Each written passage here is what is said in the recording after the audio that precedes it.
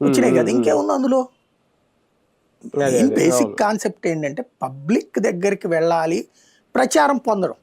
ఇట్లాగే ఇప్పుడు కలెక్టర్లు అందరూ తప్పుడోళ్ళు, నేను బాగానే ఉన్నాను, లేకపోతే ఎమ్మెల్యేలు తప్పుడోళ్ళు, నేను బాగానే ఉన్నాను, ఎంపీలు తప్పుడోళ్ళు, నేను బాగానే చేస్తున్నాను, మంత్రులు తప్పుడోళ్ళు, నేను బాగానే చేస్తున్నాను. ఇది అంటే వ్యక్తి గొప్పోడు, మిగతా వాళ్ళందరూ దద్దమ్మలు అని చెప్పేటటువంటి ప్రయత్నం. ఫెయిల్యూర్ అంతా వ్యక్తి కాదు, వీళ్ళకిస్తారు. ఓవరాల్ గా ఇదంతా చూస్తూ ఉంటే 18 నెలలు అయింది కూటమి పరిపాలన మొదలుపెట్టి అధికారంలోకి వచ్చి.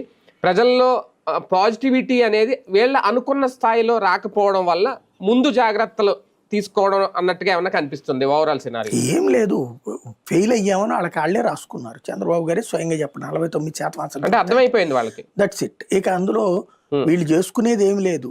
పొలిటికల్ గవర్నెన్స్ అంటే ఇట్లాగే ఉంటుంది, అంత మించి ఇంకేం లేదు. అంతే, అది గుర్తు తెచ్చుకుంటారు. రైట్. చూద్దాం ఒక